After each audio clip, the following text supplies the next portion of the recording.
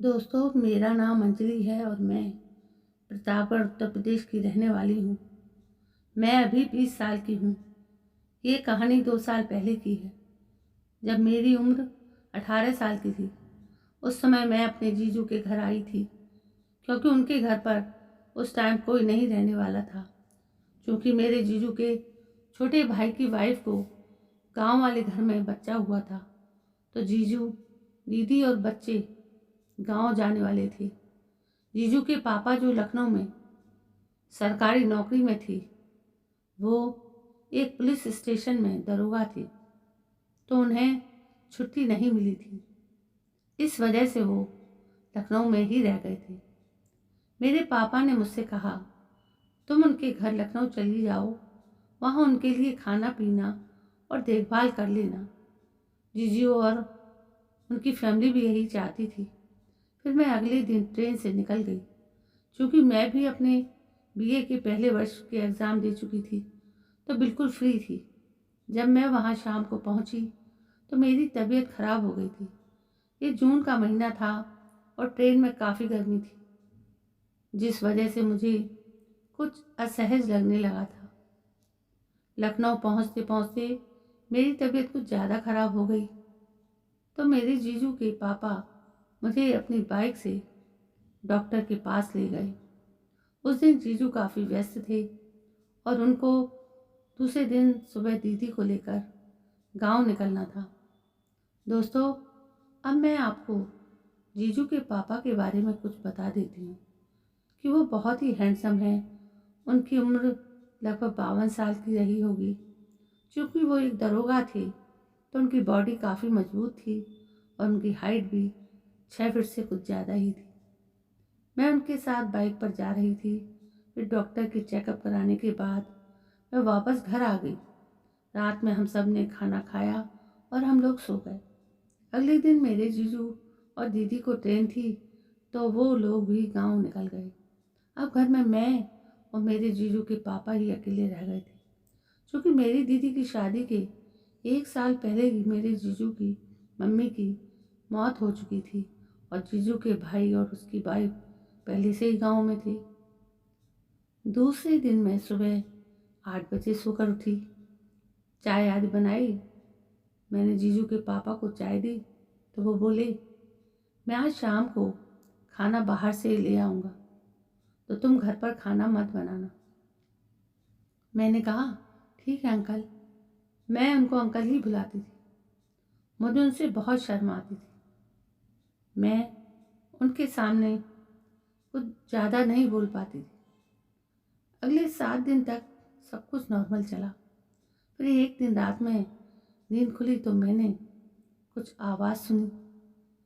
जब अपने रूम से बाहर आई तो देखा कि ये आवाज़ तो अंकल जी के रूम से आ रही है।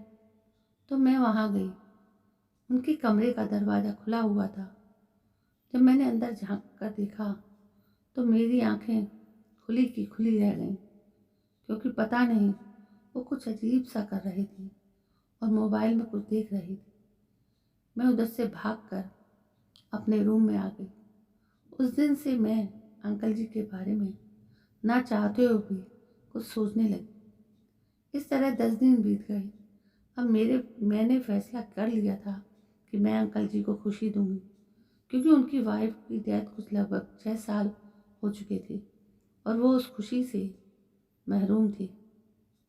जब वो घर आते तो मैं उनको देखकर स्माइल करती और उनके साथ बाहर घूमने को कहती। एक रात जब वो घर आए तो बोले, मैं बहुत थक गया हूँ, जल्दी से नहा लेता हूँ, फिर कुछ देर आराम करूँगा। मैं हाँ करके चुप हो गई। अंकल जी नहाने के बाद अपने रूम में चले गए। अंकल जी ने शराब पी रखी थी। मैं भी उनके रूम में चली गई। मैं अंकल को देखकर मुस्कुरा दी और कुछ देर के बाद मैं वहाँ से जाने लगी। तभी अंकल जी उठे और उन्होंने मुझे पकड़ लिया। हालांकि मैं खुद भी यही चाहती थी।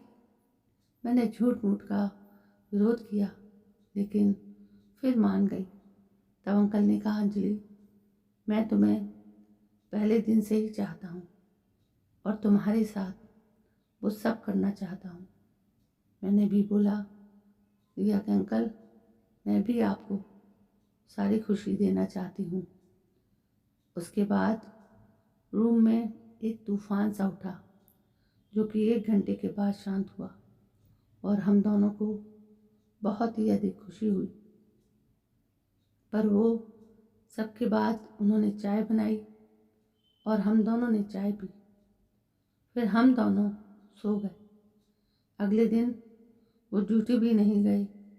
मैं लखनऊ में 24 दिन तक रही और हमने इस दौरान कई बार किया। अब मैं उनसे सच में बहुत प्यार करती हूँ। अभी मैं उनसे रोज़ फ़ोन पर बात करती हूँ। आज तक मेरी फैमिली और उनकी फैमिली में से किसी को पता नहीं है। तो दोस्तों, ये थी एक कहानी एक अकेले आदमी की, जिसका फ़ायदा एक लड़की ने उठाया, जो कि गलत है। दोस्तों, ये रिश्ते थोड़े नाजुक होते हैं और इनसे थोड़ी दूरी बना के रखना अच्छा होता है। किसी भावना में बह जाना ठीक नहीं है।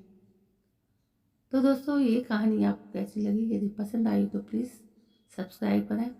कल मैं फिर हाजिर होती हूँ आपके सामने। तब तक के लिए जय हिंद, वंदे मातरम।